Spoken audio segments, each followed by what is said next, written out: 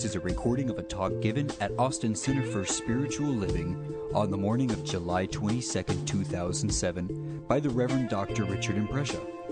This talk is entitled, Commit to Your Wellness.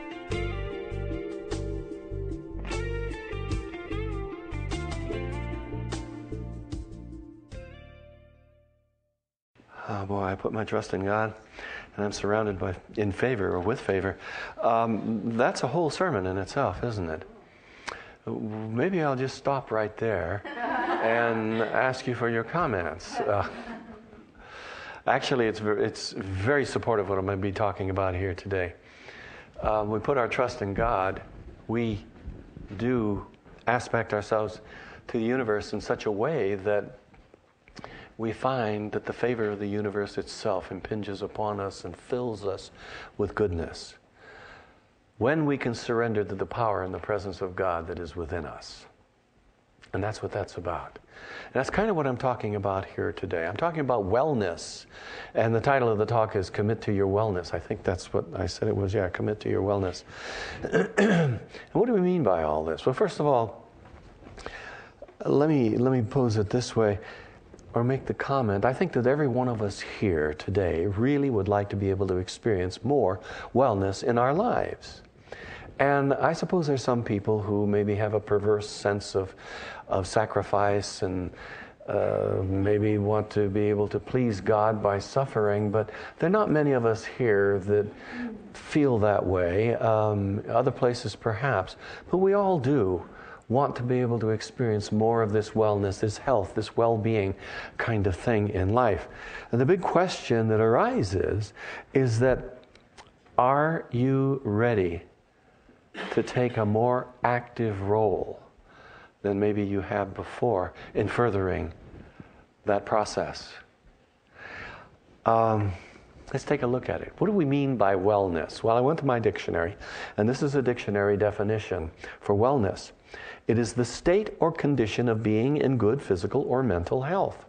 That's pretty straightforward and kind of all-encompassing, isn't it?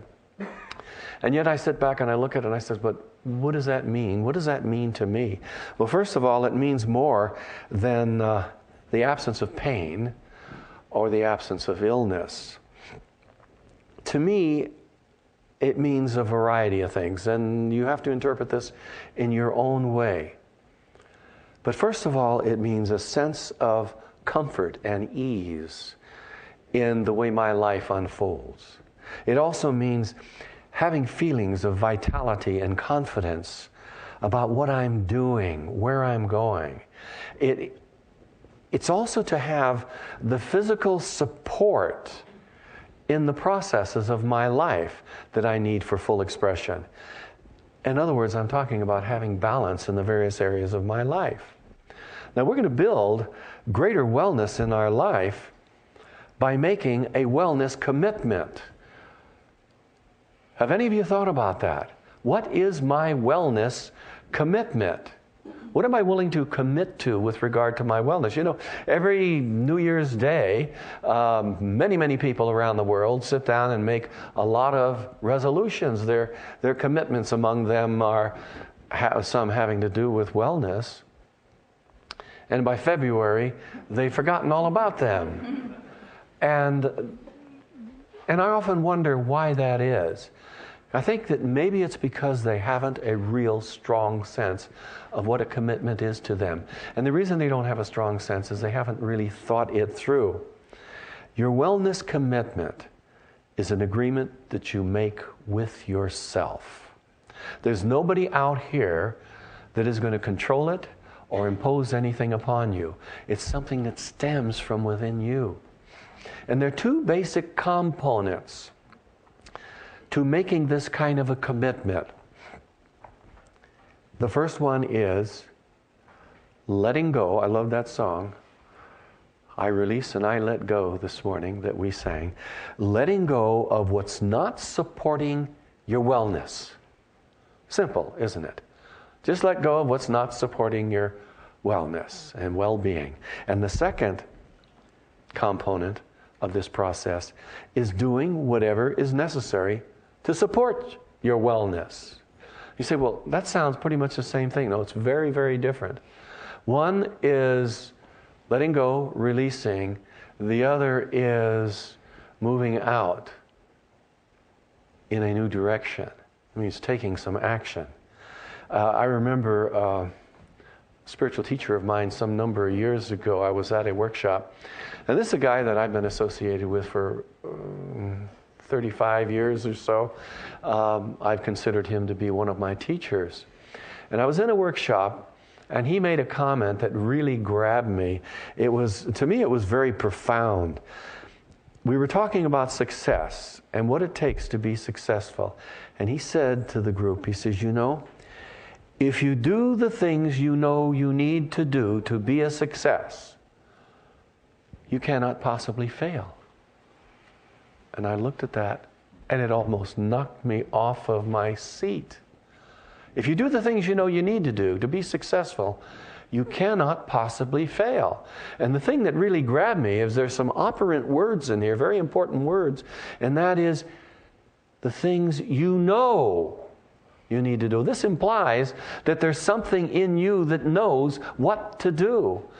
I really firmly believe that. And I think the reason that we don't do the things that we know we need to do is that we don't want to. And so we find all kinds of excuses. And yet, I think we really do know. I know I've heard people say to me, well, I really don't know what to do, Richard. I don't know what to do. And I say, well, tell me, if your friend came to you with the same problem and said, what should I do? What would you tell him? We usually have an answer, don't we? We usually have a direction to point them. So I think there really is that within us that knows. And if there isn't, there are techniques that we have used over and over and we propound that can be used to unravel, unfold that inner awareness of what needs to be done. But usually, most of the time, we know it, and we know it right here. Let's take a little bit more of a look at these two components that I call them. The letting go. The letting go of what is not supporting you in being able to achieve your well-being, your wellness. First of all, this is an ongoing process. It is not a single event. And a lot of people seem to think if I can only get to this particular point, I'll have it made, it's done, it's over. And it isn't, folks. It just keeps going. It's like driving a car. You got to keep your foot on the gas in order to keep going forward. You let up the foot, it slows down. If you're going up a hill, eventually it's going to reverse and go backwards. You got to keep pushing it along. The momentum is going to run out sooner or later if you don't continue to kick some energy into it. There is a process, or it's not a process, it's a property of materials and systems called hysteresis. And what that is it's a tendency of a material. If you take a material that can be shaped, pulled, stretched, deformed, and not all materials will do this, but you can reshape it, and if you hold it there long enough, it'll hold that shape. If you let it go, it'll little by little revert back to the original. This is seen a lot in magnetic phenomena, but also in physical materials. But think about that. You pull it out of shape, you let go, and it wants to go back. It's like a rubber band. You have a rubber band, you pull it, and this is an analogy, and you can tear it apart. But it's, you pull the rubber band, you let go, and it's going to go right back where it is. Well, this is a material that you pull it, let it go, it'll creep back into where it was, but if you hold it long enough, it'll hold that form, that shape. And that's kind of the way this is with letting go of things that stand in the way of your purposes or your well-being, your wellness. You have to maintain this a while so that mentally and physically you accommodate to this new state and you will have it. Then there's no going back. But a lot of us slip back along the way. And we have to start, or we're always starting over. You're going to progress only to the extent of your willingness, only to the extent of your readiness. And it takes patience, and it takes faith. And let me say, oh, here comes the faith business again. Ernest Holmes said, faith is a belief so strong that there's nothing in your mind to deny it. And Dalai Lama said something that's kind of like a a corollary to this, that's really useful. He says, this is in a little book that I have by him, and he's talking about faith, and he said, we must know why we believe what we believe. So it's not quite so elusive. We're not talking about a blind faith, although there's value in that too. We're talking about a faith that's built or based in some kind of substance, aren't we? And faith and patience work together. Let me give you an example. If you're in a darkened room and you step outside into the bright light, the first thing you're going to do is squint your eyes and put your sunglasses on, pull the bill of your hat down. But you're not going to retreat back into the darkened room. At least most people won't. That's kind of like letting go. A lot of people will let go and then they don't like what they've done, but so they will retreat back to where they were. It's like this hysteresis effect. They find they release or don't continue in the process, and they find themselves slipping right back to where they were. Now, the darkened room experience or the bright light experience is one that you understand. You've been around it. You've experienced it. You have faith in the process. You have faith in the process that you are going to be able to accommodate to the new condition. And as a result, you have the patience that goes along with it. And I think this is what we have to develop in our life. Faith with the patience. But what do we have? What kind of faith can we have that's going to allow us to depend on or to exercise patience in our life? We have faith in the processes of life. When we realize that God created the universe as a harmonious system within which we have a part to play, and that there is an evolutionary process going on that's continually unfolding, we know we're part of that process. And we know the process is always toward fulfilling its own idea of itself, which has intrinsic within it harmony and balance. If we can begin to embrace that idea, then we can have the patience that we need in order to be able to allow the process to do what it's going to do and know that it's always going to lead to harmony and balance. And this is how we believe faith. We develop faith. Now, it's not always really easy. But if we find ourselves retreating back into the darkness, into the comfort zone, we're only going to find that we're going to have to face it again sooner or later if we want to move forward, don't we? Change is uncomfortable. Moving forward sometimes can be uncomfortable too, but it's the only way to move into a new state of being. And faith, believe me, is a process. I came across a little quotation that I've used before that I just love. This appeared in a book written by Margaret and Jordan Paul called From Conflict to Caring. And you may have seen it in other places. It's one of these anonymous kinds of things, and they reproduced it in their little book. It says, when you have come to the edge of all the light you know, and are about to step off into the darkness of the unknown, faith is knowing one of two things will happen. There will be something solid to stand on, or you will be taught to fly. Isn't that fantastic? I love that. This is the process of life. We go as far as we possibly can, and then we need to trust. The song that we had this morning. We need to trust. And we can trust in the processes of life to function according to the nature of the universe, which is always to harmonize and balance.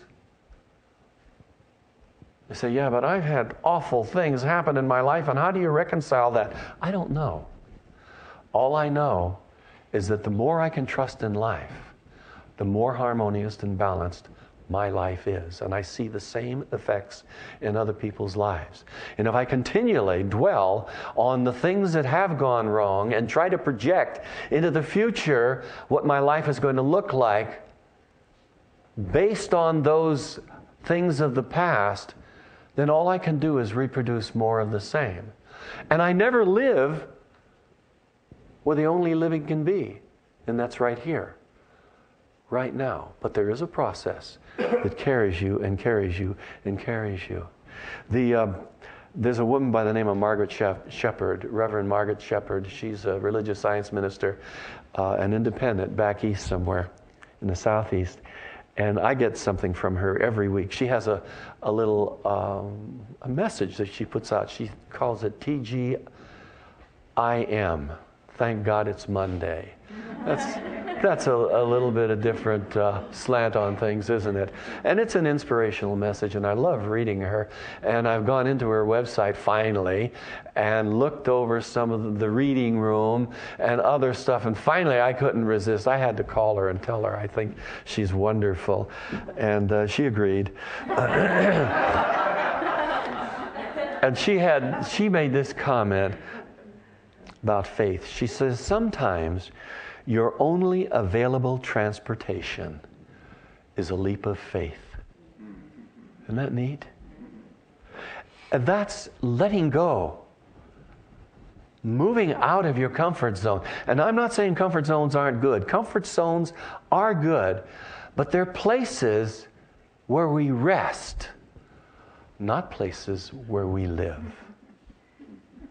Now let's take a look at the second one of these components that's important to being able to make this agreement with yourself, this commitment to your wellness. And when I'm talking about wellness, I think you can recognize that I'm really talking about something greater than just physical and mental wellness. I'm talking about the realization of your wholeness. But because the body is so important and the mentality is so important, that's kind of subtly emphasized here today. The second of these components is doing whatever is necessary to support your wellness commitment. Now, this is a simple part. The first part, that is letting go, is pretty difficult because that means letting go of people, places, things, ideas, concepts, habits, and we are very reluctant to do that. Now, doing whatever is necessary to move on may not be terribly easy. It's simpler and certainly easier than the letting go. But the reason I say it's a simple part of this process here is that it's like the Nike slogan. It's just do it. How do I commit myself to doing whatever is necessary and blah, blah, blah. I don't know what to do. Just do it. Stop making excuses and get on with it. Say, well, that's not so easy. Well, you're right. But you know what you need to do. If you don't completely know what you need to do, ask your mother-in-law or your children or something. They'll tell you. But I think down deep, you know what you need to do. But I want to give you some keys in closing here this morning. And you've heard me say this dozens of times. Number one, focus, clarify, write it down. how often do we really take the opportunity to articulate, in some detail at least, what it is that we want to experience?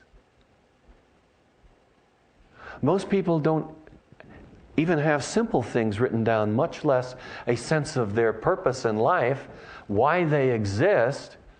But I suggest you begin by taking a look at your life and saying, what would I like my life to look like by the end of this year or 1 year from now? What are some of the things I would like to have achieved, acquired, accomplished, done? And then pick 1 or 2 of these that are most important to you and write down in some detail what that looks like. This is beginning to develop a vision that you can focus on. It's very, very important. The next thing, and this is also very important, Paramahansa Yogananda, one of my heroes, used to say, and he's written this, for people newly on the spiritual path, it's very important that you read and study some inspirational spiritual material every day. It's also very important that you do spiritual practices like meditation and prayer every day. But more important than all of this for those newly on the path are your associations. Who do you associate with? And this is the second thing I want to leave with you this morning, is monitor your associations. How many of the people in your life with whom you associate really support you on your path? Or how many of them are raining on your parade every time you turn around? Not much you can do with your relatives. You can do as I did years ago. I moved away. I moved 1,000 miles away from there, and none of them ever came to visit me.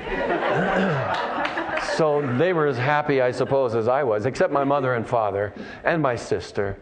And in the 40, almost 50 years that I've been out of California, my brother came to see me once. But so I guess that's not too bad. But seriously, there's not much you can do about your relatives. They're yours. You have to accommodate to them. You love them, and they may be a pain in the neck to you too, some of them. Well, you accommodate to that. But you have all of these others that you deal with every day.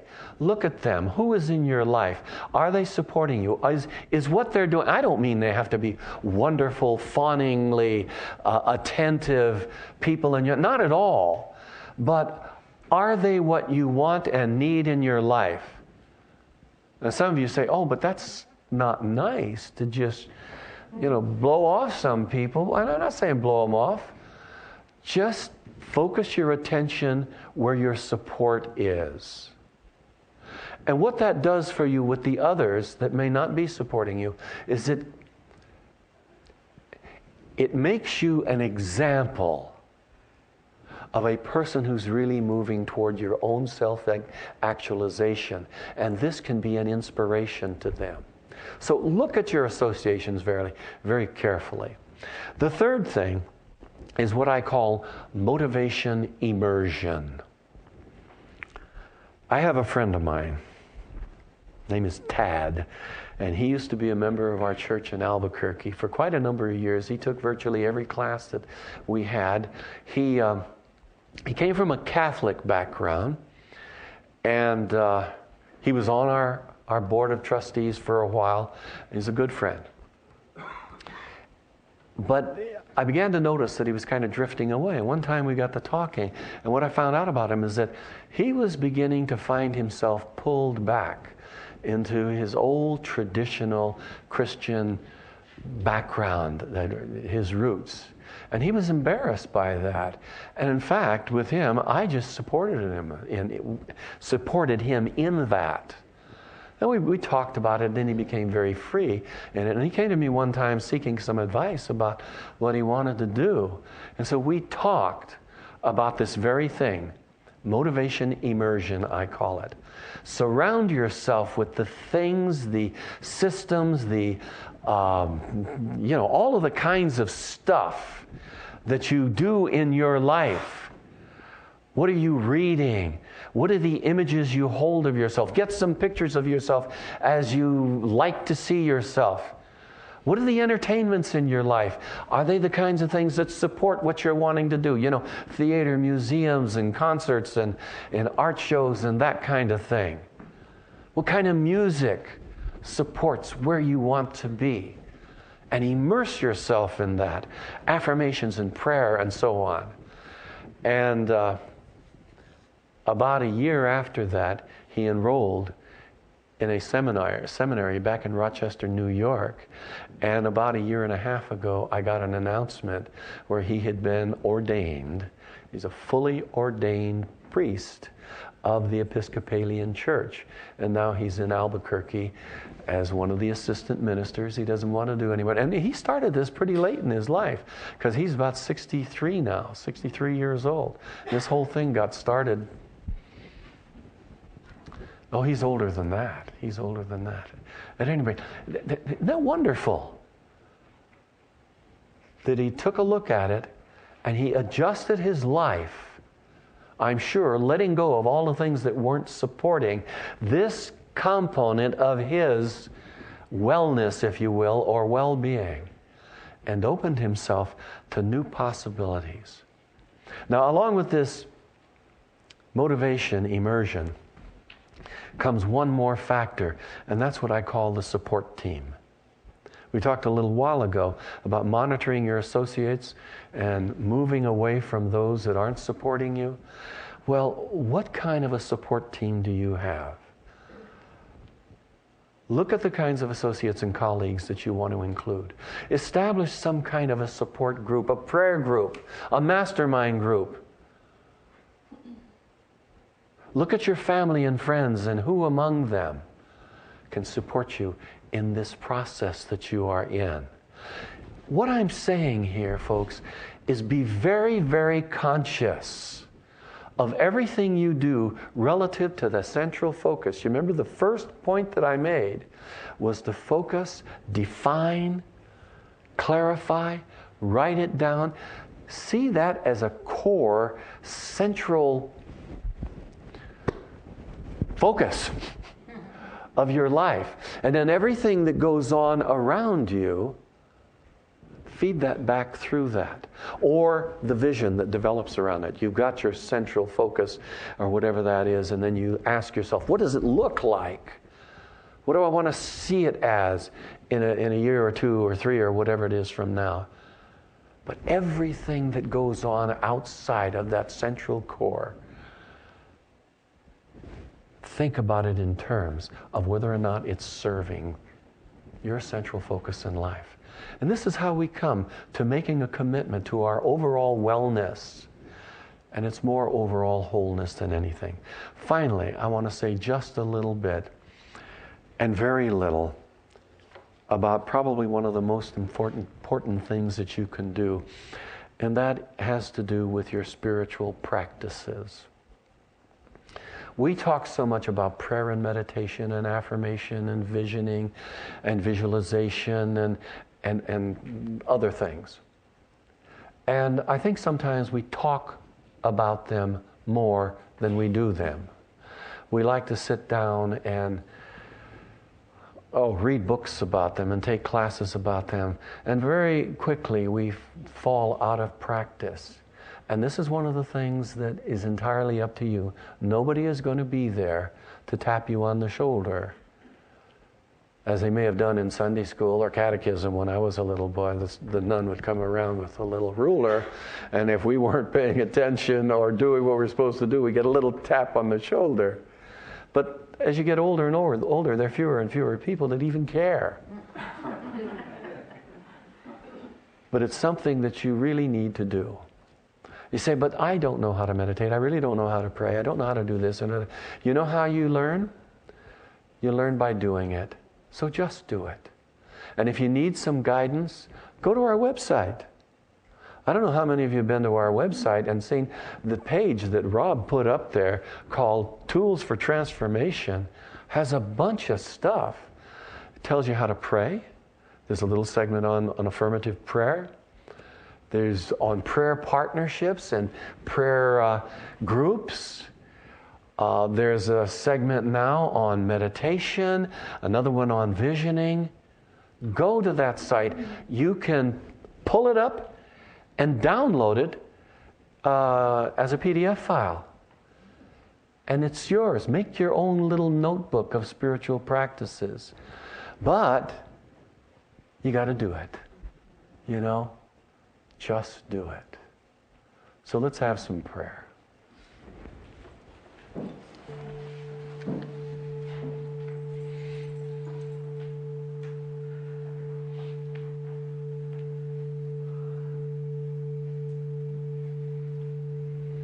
Let's be reminded through this little poem that I read to you a moment ago that when you've come to the very edge of all the light you know, are about to step off into the darkness of the unknown, faith is knowing one of two things will happen. That there will be something solid to stand on, or you'll be taught how to fly.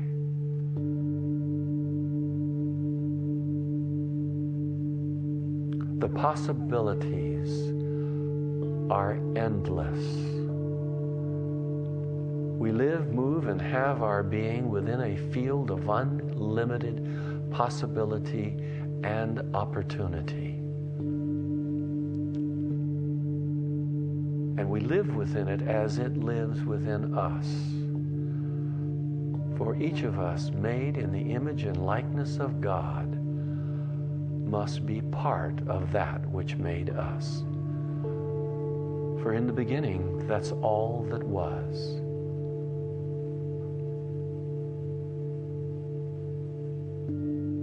And because I am part of that, and everyone here is part of that, I know that each person is an incarnation of the infinite Spirit.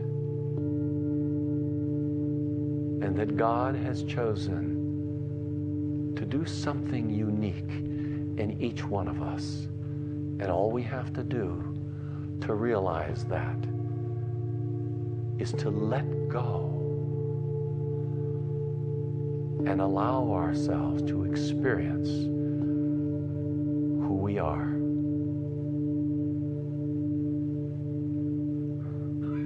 It is in this realization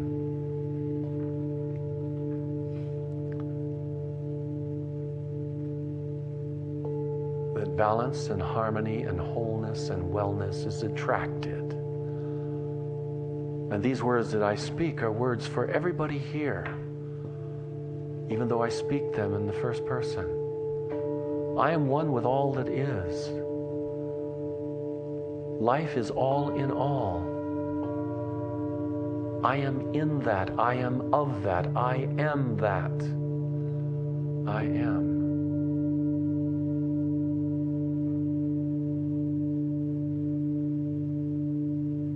All that is good is available to me now, and I open myself to experience that goodness, that allness. Now I want you all here to take a moment in the silence to call forth an issue or a situation or a need, only one. It doesn't even have to be the most important. And hold it in front of you and see it as it is. And now see it as you conceive it to be in its ideal state or condition.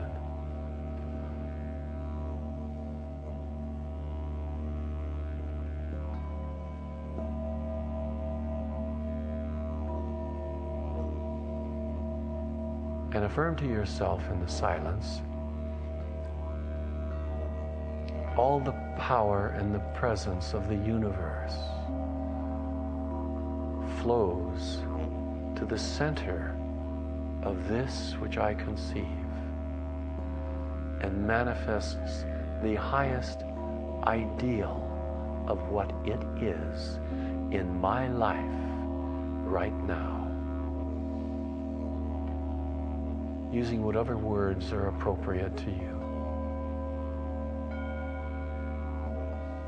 I know that this is true. I accept it. I rejoice that it is